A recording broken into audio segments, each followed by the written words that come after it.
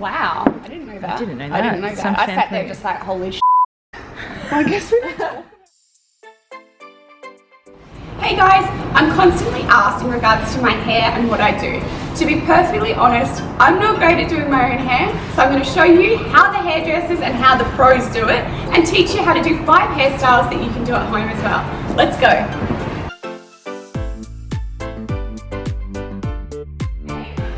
This is Hayley. Hayley owns Minogue, where I get my hair done. Today, Hayley is going to show us how she creates her magic. Hayley, tell us a little bit about yourself. Why did you open your hair salons? Tell us everything. Okay, well, how much time we got? No, so I first opened Minogue back in 2010. I opened that with 2 staff, and today I am in, right now, my 3rd salon, which is at Casuarina, and I currently have 15 staff. So we've got the salon at Reedy Creek, and then the salon down here. So yeah, I opened these salons because I just love doing hair. I just love everything about it. I love making people feel good. What's your favourite part of hair? Is it styling? Is it colouring? Is it cutting? I think, and this is really cliche to say, but I feel like I cannot do cuts without doing the colour, and I cannot do the colour without a cut. Yeah, I'm a bit of a control freak. So I want to do the whole entire thing, from the service, from the minute they walk into the door to the time they finish. I love all of it equally, and I really do. It's pretty cool when you're sitting in here and somebody comes in with like really long hair and gets their hair all cut off or something like that. That is my favourite. If I see someone that wants to change, I'm like, shotgun. That's fine. Yeah, that's fine. Okay, awesome. So in regards to today, what are we gonna? What's everyone gonna learn? Okay, so much information that I can share with you guys, and it's all useful things that you can do at home as well. So I'm going to work on 5 hairstyles that you guys can do at home that will take you about 5 minutes. I'm going to go through everything from the knowledge from how to shampoo your hair correctly, to the tools that you need to use, the brushes, the irons, what different irons and wands will give you different effects. So yeah. Now I think you're all going to learn a lot from today. I know that every time I come into the salon I learn something new, so let's get started. So first thing we're going to do today is shampoo Sophie's hair. So the process of shampooing is super important, and the reason is a lot of people are under the misunderstanding that 1 shampoo is all you need to do, but you actually need to do 2 shampoos. And can I be 100% honest and say, sometimes I do 3 shampoos if it's in my own hair. Someone's left the hair for a week, easily you can do 3 shampoos. That's me. Now, why is it so important? What's the difference between the first shampoo and the second shampoo? Okay, so the first shampoo, everyone I'm sure will notice when you shampoo your hair for the first time, you hardly ever get a lather, right? Like, do you guys find that? So I think the first shampoo, what that does, it removes everything off your scalp, but it still keeps it present in the hair. So the second shampoo then aids that to pull it through the hair to keep it nice and clean. And you also find the cleaner your hair is when you shampoo it, the more foam and the more bubbles and activation you're going to get, but you'll also keep your hair cleaner for longer. You will be. So great example, I've just done the first shampoo, and sorry Sophie, but we're not getting much of a lather. But that's okay, that's why you're here. It's an oil slick. Yes, so you can see, even by working my hands right through in there, we're not getting much of a lather. So I'm glad we're really zooming in on this part. Yeah, thanks guys. But this is what happens exactly at home in the shower as well, and then we get clients come in and go, my hair just feels greasy, and then when we actually get into it and find out what it is that they're doing and what the process that they're taking, we can determine why it is it's feeling greasy. It's not necessarily the product they're using, but it's the way they're using it. Okay, so to go with that, your first shampoo obviously is quite a vigorous movement. You need to really get it right in there, but don't forget the points that become oilier quicker is here on the front of the ears, on the hairline, the crown, which is right here on the top of the head, and also the nape down the back. So make sure you're covering all aspects of the head. Okay, so another thing to remember guys too, where we find a lot of people go wrong, is because they are doing 2 shampoos, they think you don't need to rinse the first one. You actually really need to rinse it really thoroughly before you move on to your second shampoo, because if you don't, then you're just moving the same amount of oils and dirts back around through your hair. So rinse really well. Then when you're at home, squeeze out all the water as much as you can, and then you go on with your second shampoo, and then you follow exactly the same process.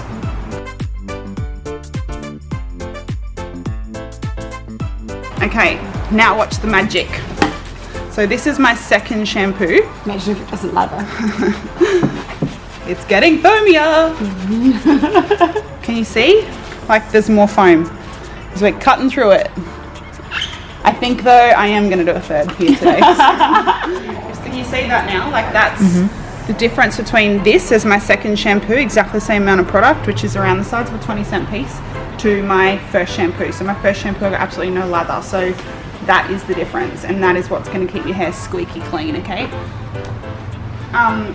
As for product, I think if you can use a good quality salon-based product, and the reason why I say salon-based is because the active ingredients are a lot more active, and you can get different results according to what your hair needs are. So if you have thin hair and you need a volume shampoo, you can use something that's going to activate that, or you can use a purple shampoo or color saver shampoo. So yeah, it's really awkward. I think that for a lot of people, they purchase products from the supermarket because they are typically a lot cheaper. Yeah. So if you are looking for a product, hair shampoo and conditioner that is a cheaper price point, what are the key things that they need to look for? I know that for myself, I wouldn't know what is a higher level of an active ingredient or a lower level of an active ingredient. What would they, if they obviously don't want to go into a salon to buy, what would be the one thing that you would suggest looking for? So the biggest thing which you need to kind of keep away from, but it is hard to be 100% honest, to look for this on the actual product, but silicone-based products are not the greatest. The reason why we say that is because, one, it'll make your hair feel amazing because it's coated in silicone, but when it comes to us in the salon to do colours, we've actually seen colours that completely don't take to the hair because of the silicone build-up, and you can actually feel, there's a test we can do with our scissor blade where you glide it down the hair and you can actually see all the silicone and product build come up. Yeah. Wow, Yeah, that'd be so crazy. cool to see. Okay, so this is my third shampoo that I'm going to do here. So I've rinsed the second one just as well as the first, and then you'll notice the third shampoo, you get even more foam. So you can see how if I today decided just to do one shampoo on Sophie's hair, I can promise you in 2 days she'd be ringing me saying my hair's oily, I need to blow dry, because it just would not have lasted. So my blow dries, last 7 days, absolutely perfect. And I think that that is an absolute credit to Hayley and the salon, because previously I could go 2 or 3 days and have oily hair, have to get it redone. And I think that that's the most common question that I do get asked, is how I can go that long in between. So this is very important information. This is honestly, like, it seems like such a basic step, but it is so important, and it really gets missed a lot. It's amazing on a daily basis in the salon how many clients we educate with this knowledge and they actually have no idea. And to us, we just kind of, you know, sometimes think, oh well, that's just what everyone does, but it's, people don't know. So, but it's also, I guess, not what every salon does either. Yeah, true. And I think that that's a huge thing, because I've been to other salons where I've had a hair blow dry and I've walked out and I know that I could actually do it better myself. Yeah. So if somebody is trying to find an amazing salon for style, blow dries, that type of thing, is there a guide, I guess, that you would suggest trying to find a good salon? How would you find a good salon? So something that I would suggest is, we are a member of the AHC. Yeah.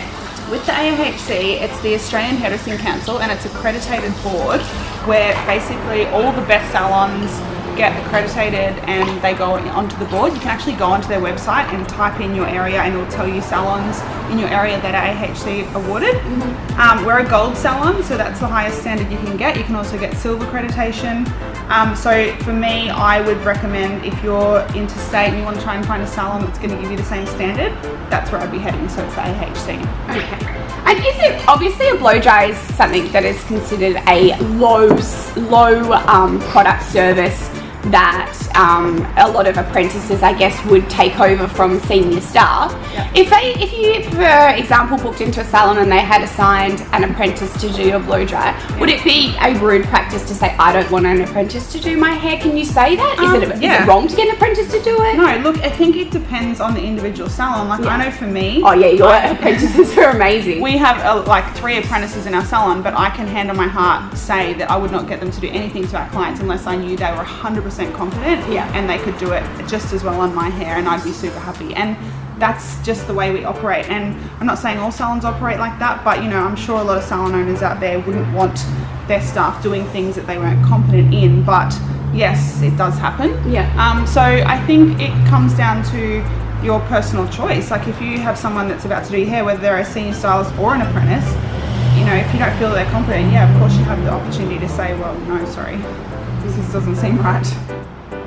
Okay, so I've just put the conditioner through. Now, a lot of people will say to you, only put the conditioner on the ends. Well, to be honest, in salon life, when you are doing a head massage, you can't just put conditioner on the ends, because otherwise it's going to really hurt when you do a scalp massage, which we do for all our clients. So this comes back to your shampoo. If you have done a minimum of 2 to 3 shampoos and you've done them correctly, I can promise you, if you put conditioner on your scalp, you won't have an oily result, okay? Like Sophie said before, she gets a week out of her blow dries when she comes in. We always put conditioner on her scalp and we always do a head massage, but she can still get a whole week out of it. So it's not the conditioner that's making it oily, it's the process. It's not the conditioner that's making it oily, it's the process before that, in my opinion, that if it's not done correctly, then yes, you will get an oily result. Now, if you are based on the Gold Coast or northern New South Wales, trust me when I say you need to come in and get a scalp massage. You can get that as just the service if you want, but while you're here, get a blue wave as well. Another tip that I might mention is when you do shampoo your hair or in the shower, we have a lot of women come and say to us, oh my goodness, I'm losing so much hair. So when you go through the process of how often they wash the hair and what they do with it, you've got to remember that there is definitely parts, like times I guess I should say, in a lady's life where they lose a lot more hair. One, your hair goes through cycles. It can happen from stress. It definitely happens after you have a baby. I know this because I have 3 children and I've lost my hairline 3 times. But generally, if you are washing your hair once a week, your hair will shift hairs from the scalp naturally itself every day. So if you are washing your hair once a week, you're not brushing it in between or you're not touching it, the hair that's become released from your scalp, it just sits in your hair dormant. So when you do wash your hair, if you get a lot that comes out, that's very normal, so don't be afraid. So that is very much me. I wash my hair once a week and I do not touch it other than when I'm in the salon and the girls are doing it for me. And that is the beauty, I guess, of having a weekly blow wave, and something that is just the best time saver for me. I don't have to brush my hair. So when the girls obviously wash my hair, it may come out a lot more because I'm not brushing it in between. The only point that I would say to be alerted for is if you have areas on your scalp that I would say are balding, so that can be a bit of concern. So if you do see that, then I'd definitely see your doctor about that. But if it's coming out quite evenly throughout the head and you can't see any areas that visibly look thin, then I wouldn't worry. Okay, so next steps we need to do now is blow dry. So as you all know, Sophie has extremely curly hair, and this also comes into a massive part as to why her styling lasts for a week. So typically, you know, the easiest thing to do would just be blast the hair dry and to get it dry and then style it with a hot tool. I don't like to do that. I like to spend a lot of time blow drying, and I think there's such an importance in blow drying where it has to be smoothed out, and that the formation of the hair from wet to dry is what is going to determine the length of your styling. So I'm going to put some products through today, and what I like to use, my absolute go-to is definitely the SP Solar Oil. This stuff is amazing. There's a lot of oils on the market. The reason why I like this better than a lot of other ones is because it's a moisture-based product, so it's not a protein-based product, which means that it's going to project a lot more moisture into the hair, which is going to give it a lot more softness and fullness.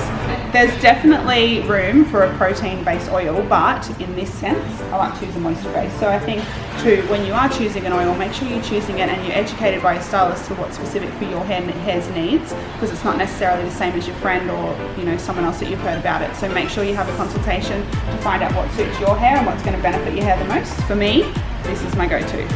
Can I just say as well, I have definitely seen a massive difference in the difference between having my hair blasted, blow dried, and having it brushed, blow dried. Haley and all of the girls at Minogue they'll blast a bit of the moisture off, and then they'll use the blow dry, what's it called, a brush? Yep. Help me, I'm not an expert. Blow drying, style it with the blow dryer. There, and it lasts so much longer, there's no frizz, and it just changes the entire blow wave for me.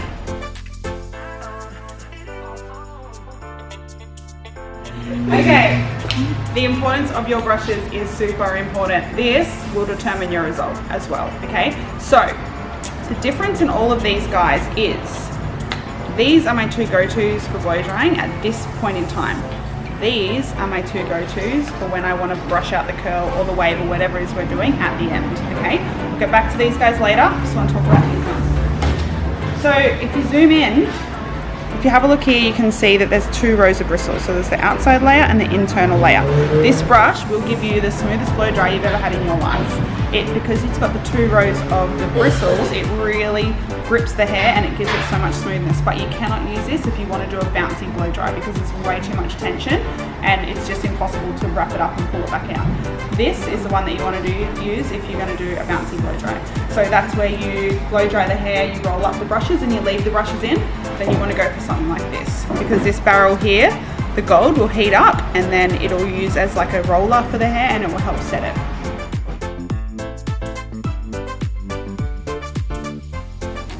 Okay, so 2 key things that you need to use when you're straightening your hair is a comb and a clip. These guys are really, really important, okay? So something with a tooth that's kind of this width, because anything that's too narrow will make it hard for you to get the hair through, and anything that's too big, like this, won't give you enough control. Okay, so back to the section as we said before when you blow dry. So through the middle and then across, you're going to do exactly the same thing. It will be better if you take smaller sections. The smaller sections you have, the better the result will be. Keep in mind though the thickness of your hair. So someone with hair as thick as Sophie's or mine, we need to take smaller sections. If you've got shorter hair or thinner hair, you don't need to be as specific about your section sizes.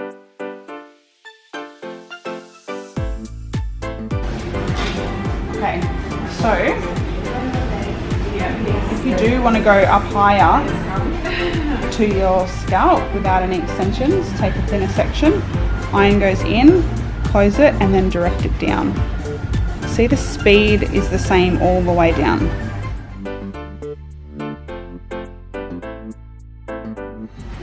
So look 1 today is a super straight, sleek look. Oh my goodness, that feels so amazing. Look how straight that is. So I'm going to go through today, I'm going to do some curls through this side of the hair as look 2, and I'll show you exactly what that looks like. Then for look 3, we're going to come around the other side, we're going to change up my tools, I'm going to go more with the tongs, and we're going to do more of a wave. Okay, now the importance of a product to use when you're doing a curl is huge.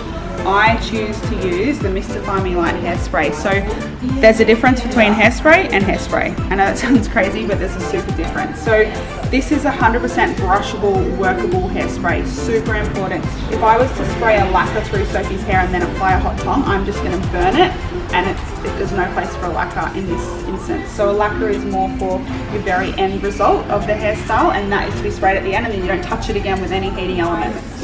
A lot of people, and I'm sure you can vouch for this too, Sophie, when they try and curl their hair with an iron, they get so tangled and they just go, I can't even deal with this, it's just a big mess. So my hot tip for this is to do on your own hair. 1 section, like I said before. 2, you put the iron in, and remember how I said with the look number 1, which was straight, to do even heat distribution to the end. It's exactly the same when you're curling.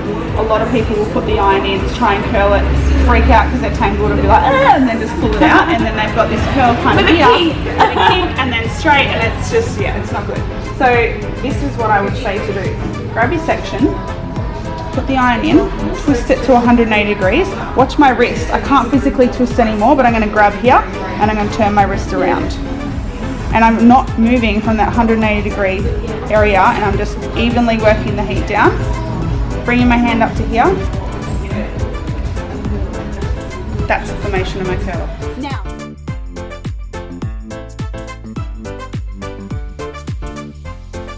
now, I'm not going to touch it. I am going to go onto the other side and use my other tool, and then we'll come back and brush that out as it's cooled down. So to recap for look 2, we've done big bouncy curls using a wide iron, and here it is. So look 3 is more of a wave as opposed to a curl on this side, done with the tongs.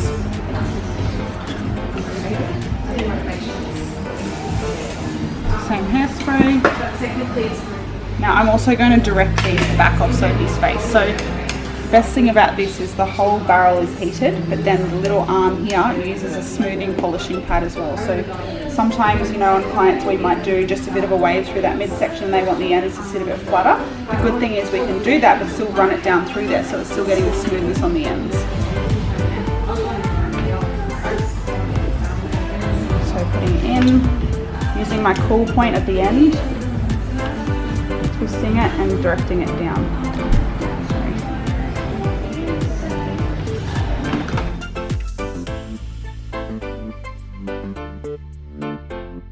go. Okay, so if you can have a look now at Sophie's hair, you can see here we've got the horizontal volume here from look 1, that's with the iron, and then we've got more of a wave formation on the side with the tong. So what I'm going to do through the back, as you can see through the side, I've directed every single section on the wave in the same direction back, but through the back section here, I'm going to do a wave with a slightly smaller tong so you can see the difference. I'm going to do one direction forward, one direction back, so it's not in the formation of that. It'll be a little bit easier for you to do that with yourself at home. You don't have to worry about being so specific. Okay, so still working with look 3 here with a wave formation, but have a look, it's a little bit smaller. Okay, so twisting, even amount of heat all the way down. Vertical section, and then use my hand to help the formation. So this section was rolled out, this one I'm going to roll in.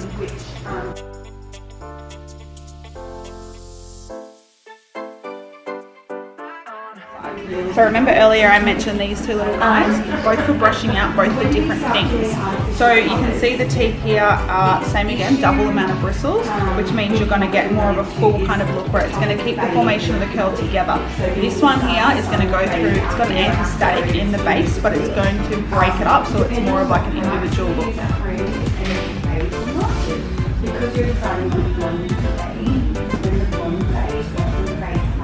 Sorry, obviously we've only done a small section here with the flat iron to create the horizontal curl, but this is quite a beautiful look if you can imagine this through the whole hair. Okay, now with the wave from look 3, you'll see a massive difference in the two sides.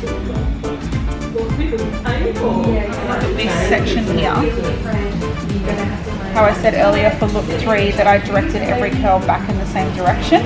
You can see how we've got that wave formation, whereas through the back, even though I still did a wave, I alternated my sections, so you're going to have a wave beachy look, but you're not going to have such a structured look like this.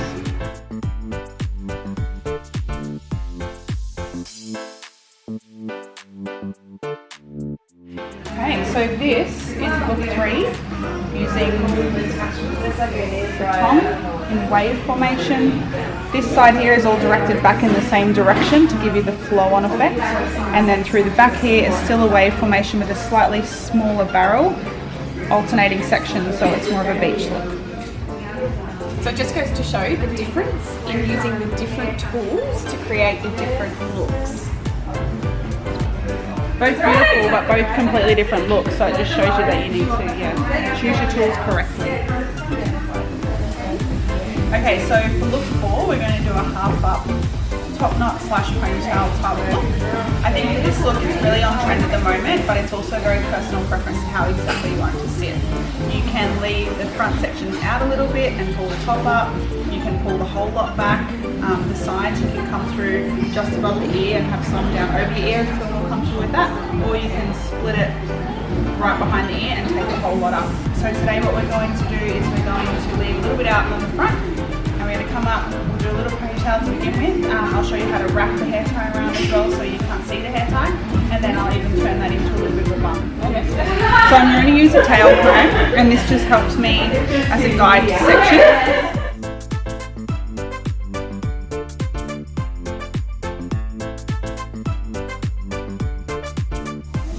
Definitely go through in this part of the process and do some back combing.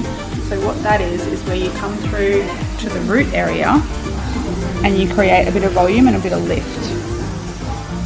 So you do that by using your comb and creating a C-curve motion, and that gives you a bit of volume and lift on the root area. A lot of people make the mistake of coming back here and really teasing and back combing up, but what happens with that is when you drop it, all the teasing and back combing is in this area, so you can see it, which you don't want to do. You literally want to do it just a centimetre above the root, just to try and create a bit of lift and volume, so when you put it up it looks like it's got more height. I think as kids as well, we play around with different hairstyles and we play hairdresser and we like to experiment with different looks and up styles. But I think that as we grow up and we become an adult, we're so time poor, so we don't play around with different hairstyles. But I think that certain looks and different hairstyles might actually look amazing on us, but we don't have the time to play around with it. So it is important to, I guess, have a play. And the thing is, when you're putting your hair up, you can always loosen it, but once it's up, if it's too loose and it's a bit of a lag, it doesn't look very nice. So do it a little bit tighter to begin with, and then we can always pull it out a bit. So I'm going to go around 3 times.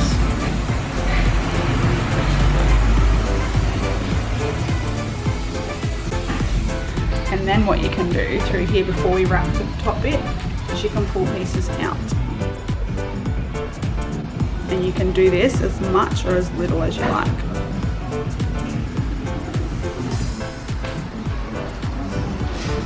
If you want to get a little bit tricky, you can even get a bobby pin and pull some pieces that are down up. And put them in the hair.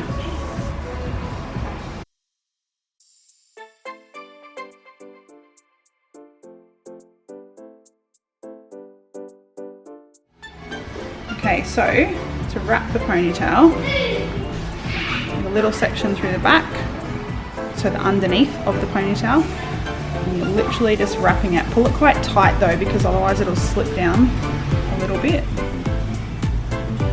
Wrapping it around, and then when you get to the end, you put it through the middle of the bow pin, come in back underneath, so it's hidden, and then press it up and in. And that is how you do it. Same again, if you don't have a lot of hair, you can use, I like to use a dry shampoo. So something like that, that's going to add a little bit of texture through the ends and spray it all through. Then you can do a couple of just loose backcomb teasers, so you've got more formation there. And then wrap it.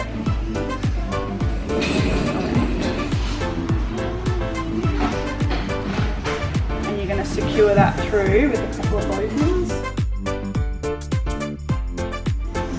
So that's look 4. Yes. Look 5. Here it is, look 5, and we are doing a ponytail. So many different ways you can do a ponytail, and like I said earlier with the top knot, it's very different to how we would do it as stylists in the salon to how I would recommend you do it at home. But if you have medium to thin hair, I'd say you can do this whole process in one ponytail. But because Sophie's got a lot of hair, I'm going to do it in 2 ponytails. I'm going to show you how to wrap them all together. And by doing it with 2 ponytails, it will give you a bigger, more elongated ponytail. Okay, so we're going to get rid of this top half for now. And we will be right back to that. Ponytail in, just how you generally would. Don't worry too much about what your hair ties look like, because we're going to hide them. So like I said earlier with the top knot, just make sure you know it's going to give you that strength and it's going to hold your hair in. Okay, so ponytail 1 done. Ponytail number 2. And the benefit of doing 2 is the volume? Yeah, absolutely, the volume. And also, when you have a lot of hair, it stops the lag of the ponytail dropping down, and it stops this from being really heavy. Yeah.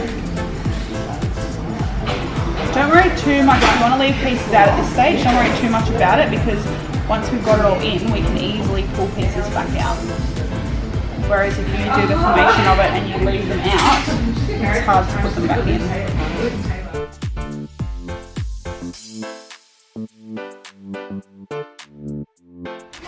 Now we're going to go through and manipulate it to how we want it to sit. So I'm just sort of squeezing and pinching different pieces out through here. This is where you can alter the sides, pull out pieces if you like. Have a look in the mirror too, guys. Like, your mirror is there to use as a tool to make sure you've got balance. Really, really important. Okay, so now, the same principle that we did through the top knot, we're going to do this through the ponytail too. Put your 2 ponies together. Wrap it around. So that'll also make the actual ponytail appear thicker as well. Absolutely, yeah.